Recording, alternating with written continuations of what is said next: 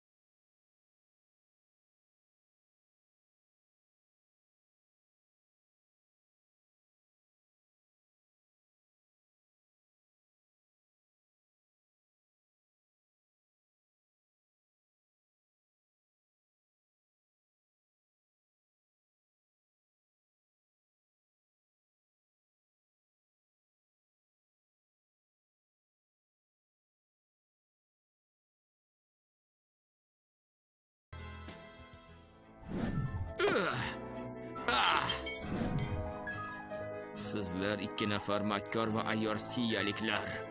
Prezidentning bazmida yolg'onlaringni o'z qo'llarim bilan fosh qilishimni kutib turing hali. Hansi, sen prezidentning obro'sidan foydalanib yuradigan bir itsan xolos. Ko'ramiz. Hali qancha vaqt bayram qilar ekansan.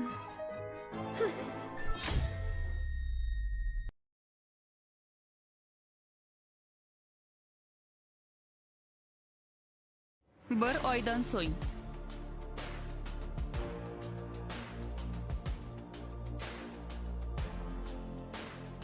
Dada.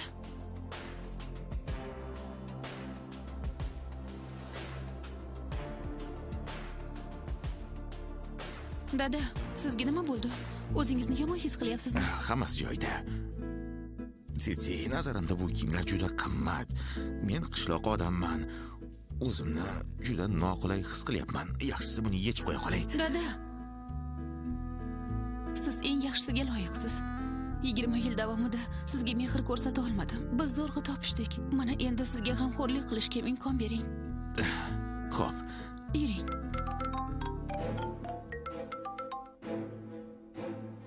Siyatsi, maslahatlashadigan gap bor. Uyga kela olasanmi, qizim? Hozirmi? Men tezroq yetib kel. Seni kutyapman. Dada, shoshilinch ishim chiqib qoldi. Bora qol, qancha odamning taqdiri senga bog'liq. Dadang seni tushunadi. Mana sizga taklifnoma. Ichkariga kiravering. Men tezda qaytaman. Mayli, bora qol.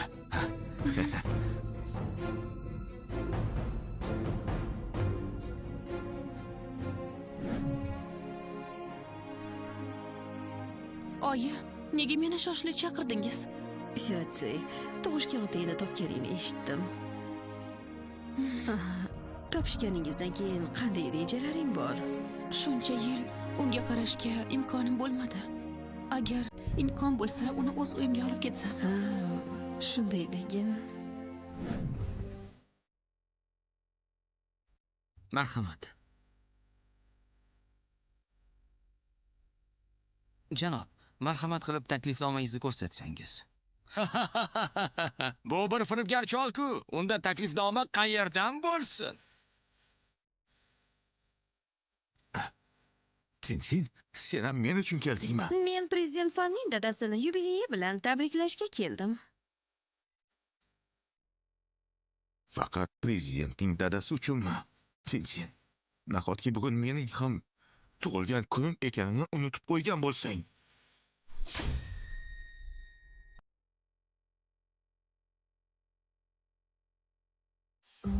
Seni tug'ilgan kuningni bizga nima daxli bor?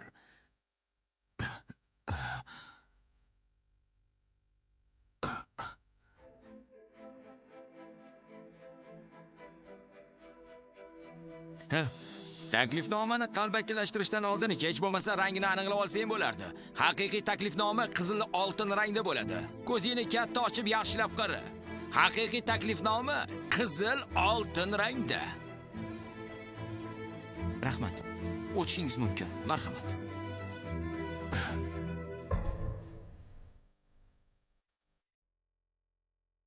Siz adashgan ko'rinasiz. Bu janobda eng yuqori martabali qora oltin taklifnoma bor.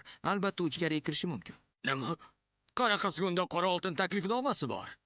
Ha, tushundim. Bu o'sha jazman fansidan bo'lsa kerak. Kim bilsa u prezident fanga nimalarni valdirab yuribdi.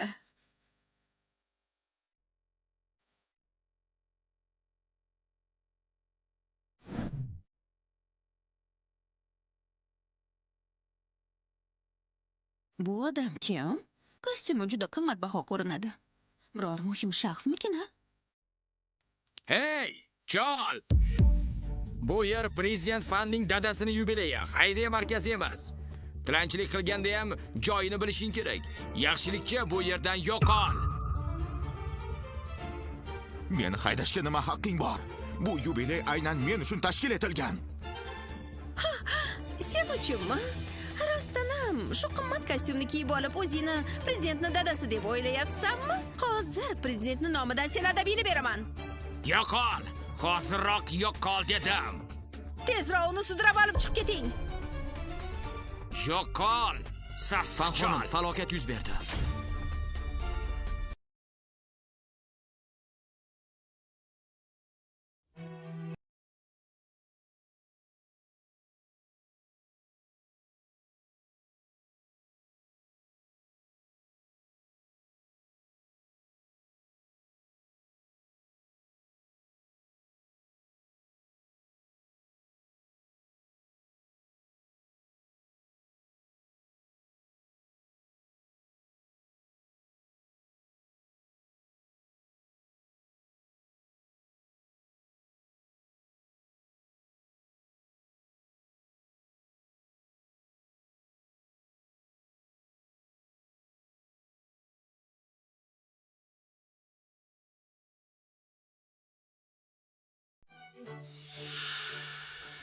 Sen chindan ham endi otangni tan olmaysanmi?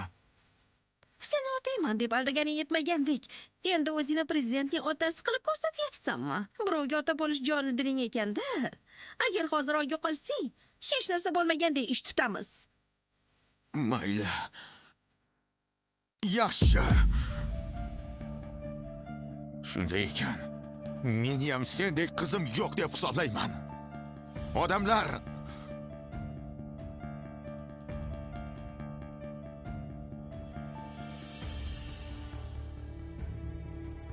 bu to'rttasini tashqariga uloqtirib tashlanglar.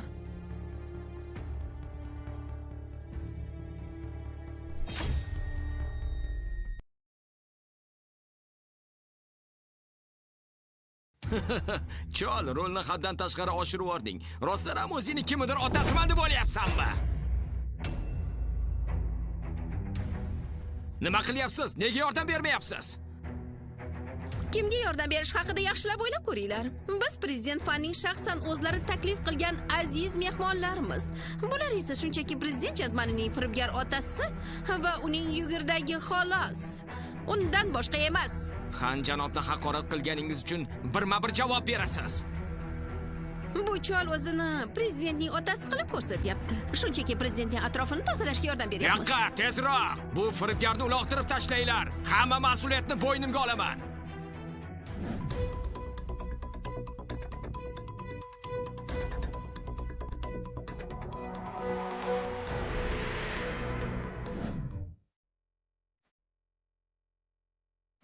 Qani tur. Nima qilyapsizlar?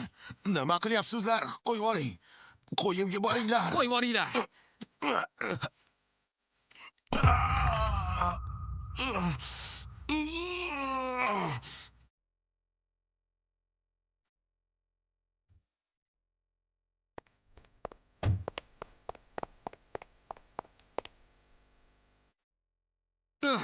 Qo'y bor.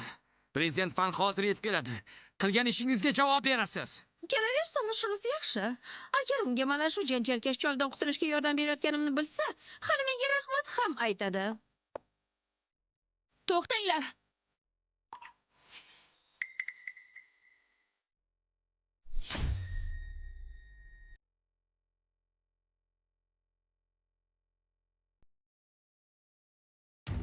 To'xtanglar.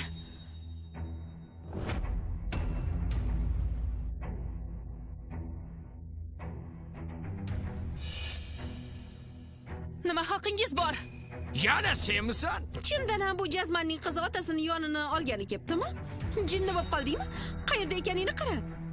Bu Fan xonimning otasining yubileyi. Shuni bilib turib, ochiqchasiga asosiy mehmonni haqorat qilyapsanmi? Qanday hadding sig'di? Nega qarab turibsiz? Ushlanglar uni. Kim botinar ekan? Biz Fan xonimning shaxsan o'zi taklif qilgan aziz mehmonlarimiz. Kimga yordam berishni yaxshilab o'ylab ko'ringlar. Bugungi kechaning asosiy qahramoni shu cholmi? Ha? Fansi, Fan xonimning ko'nglini olganing uchun bu ko'rimsiz cholni uning otasi deb ko'rsata olaman deb o'ylama. Chindan ham odamning o'zi iflos bo'lsa, hamma narsani iflos deb bilarkan. Bugungi yubileyni otam uchun maxsus tayyorlayotganman. Sizlar esa shunchaki tomoshani boshlab beruvchi bir dastursizlar xolos. Xo'sh, endi nimani kutyapsiz? Bularni olib chiqib ketinglar. Hali ham o'jarlik qilyapsanmi? Nimaga kutib turibsiz? Bularni haydab chiqaringlar. Tezroq ko'zimdan yo'qoting. Mayli, unda bugungi kechani asl qahramonini sizga ko'rsataman. Ko'zlaringizni kattaroq ochinglar. Nima? Rostdan. U nima deydi hozir?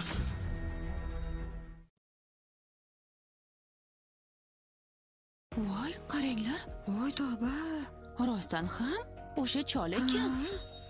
Ilgari ommaga ko'rinish bermagan Fan xonim aslida ayol kishi ekan-ku. Bo'lishi mumkin emas. U qanaqasiga Fan xonim bo'lsin? Bildim. Sen videoni yashirincha almashtirib qo'ygansan. Ha, bu soxta. Shunday. U Fan xonim bo'lishi mumkin emas. Agar Fan xonim bo'lsang, nega bizga taklifnoma yubording? Yangiliklarda prezident erkak kishi deyilgan. Bularni haydab chiqaring. O'limi yaqinlashsa, bahona qidirishadi bular. Soxtalar. Asl soxtalar. Sizlarsiz. Videodagi Fan xonim shunchaki sizlarni aldash uchun yo'llangan aktrisa edi. Sizlarga taklifnoma yuborganimning sababi esa hammangizni birma-bir sharmanda qilish edi. Sen rostdan ham Fan xonimmisan? Xonim, O'zingni boy qiz qilib ko'rsatish uchun shunchalar harakat qilding. Maqsading boy kuyov topib, bir zumda yuqori tabaqaga chiqib olish edi. Afsuski, o'shani ham uddala olmading. Va baxtingga qarshi o'sha boy kuyoving firibgar bo'lib chiqdi. Hansen, shirin uyqudan uyg'onadigan vaqting keldi. bu nimasi? Nima bo'lyapti o'zi? Yo tavba. Oppa.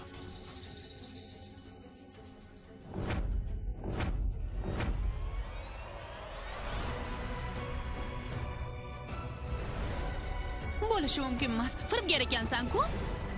Nima? Yo'q, bo'lishi mumkin emas.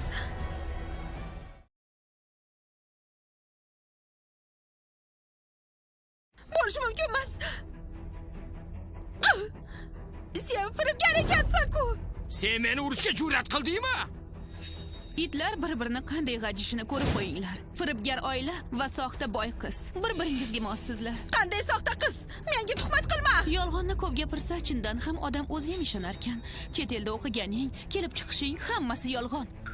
Hattoki seni to'yingdagi o'sha prezident ota ham tayyor aktyor edi. Seni asl otang mana shu inson.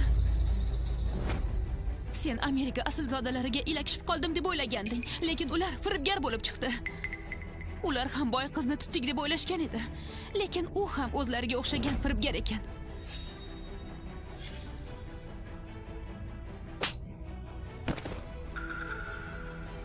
Bularni qo'lga olinglar, tezda. Xo'p bo'ladi. Hansi, nima qilyapsan? Men seni opayman. Dada, biron nima dey.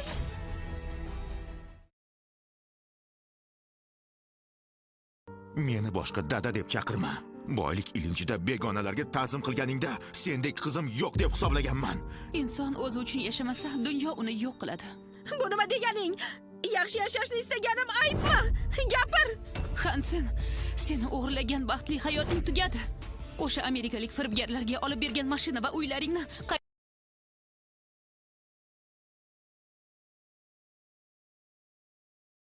qaytarib olaman. Qilgan razilliklaring haqidagi barcha dalillarni sudga topshirdim. Qonun oldida javob berishingni vaqti keldi. Yo'q, bo'lishi mumkin emas. Ularni tortib ola olmaysan. Ularni o'z mehnatim bilan topganman. Amerika politsiyasi bilan bog'langanman. Sizlarni tez orada Amerikaga qaytib yuborishadi. 30-50 yil qamoqdan chiqishni orzu ham qilmanglar. Bularni olib keting. Xo'p bo'ladi. Yo'q. Dada, Dada, bular tufayli kayfiyatingizni buzmang. Bugun sizni tug'ilgan kuningiz. Kelishganimizdek yaxshilab nishonlaymiz. Xo'p. Biroz noxushlik bo'ldi, uzr so'rayman. Endi esa bugungi kechaning eng muhim qismiga o'tamiz. Hammaga e'lon qilmoqchiman. Oradan 20 yil o'tib, nihoyat o'z otamni topdim. Dada, bugun 50 yoshga to'ldingiz. Baxtingiz Sharqiy dengizidek bo'lsin. Umringiz esa Janubiy tog'lardagidek. Janob xon, tug'ilgan kuningiz bilan tabriklaymiz. Rahmat. Dada, Rahmat. keling birga rasmga tushamiz. Yaxshi.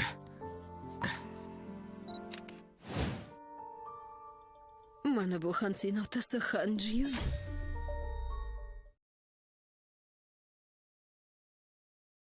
Mana bu Hansining otasi Han Jiyun. Hansi hozir u bilan birga yashayapti. To'g'ri, kichik Fan xonim g'amxo'rlik qilish uchun shunday qildi. Hansi unga qaraydimi? Unda oysichi. Han Jiyun, qizimni mendan tortib olishga hech qachon yo'l qo'ymayman. Menga u bilan uchrashuv tayyorla. Lekin Seni Hansining yoniga kim yuborganini unutma. xo'p bo'ladi. Xonim, janob xon keldi. Janob xon, bu Fan xonim, kichik Fan xonimning onasi. Salom, Fan xonim. O'tiring, janob xon. Nimadir buyurasizmi? Bir finjon issiqlati, sutini sut suti bilan almashtiring. Rahmat. Sizchi, janob?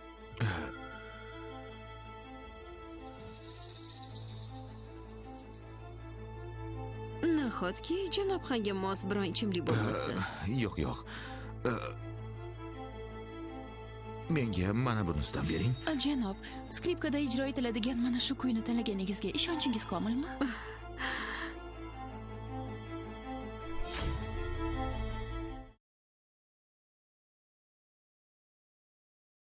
Janob xon, balki buyurtma berishingizga yordamlasharman.